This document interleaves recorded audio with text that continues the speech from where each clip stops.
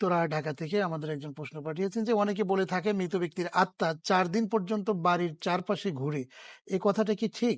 জি, অনেক ধন্যবাদ। আসুন আমরা জানার চেষ্টা করি।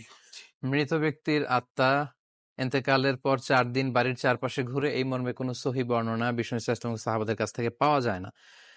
যেটা পাওয়া যায় সেটা হচ্ছে মৃত ব্যক্তিকে যখন কবরে নিয়ে যাওয়া হয়, তখন মৃত ব্যক্তি তাদের সবকিছু দেখতে থাকে এবং শুনতে থাকে, এবং আহ, লোকেরা যখন তার সাথে সাথে যায়, করা আনা আলাই, মানুষের পায়ের আওয়াজও তারা শুনতে পায়।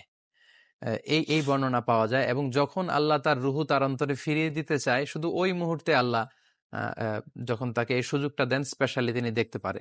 তাই বলে বাড়ির চারপাশে আত্মা ঘুরে বেড়াচ্ছে, ছেলেমেয়েরা কি করছে, মৃত আত্মা সব দেখতে পারে, বিষয়টি এমন নয়।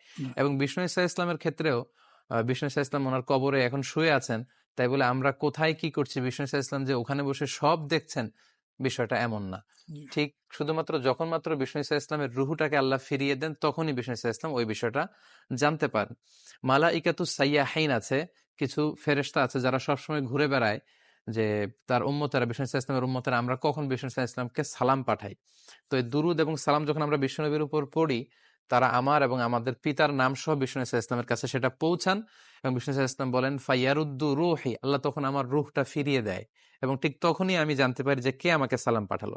তো এটা আল্লাহ স্পেশালি যদি কারো ক্ষেত্রে চান যে তার রুহু ফিরিয়ে দিবেন, তখনই সে এটা অবলম্বন করতে পারে। তাই বলে তার রুহু আত্মা এসে ঘরের চারদিকে ঘুরে বেড়ায়, 4 দিন পর্যন্ত থাকে, এই মর্মে কোনো সহি বর্ণনা পাওয়া যায় না।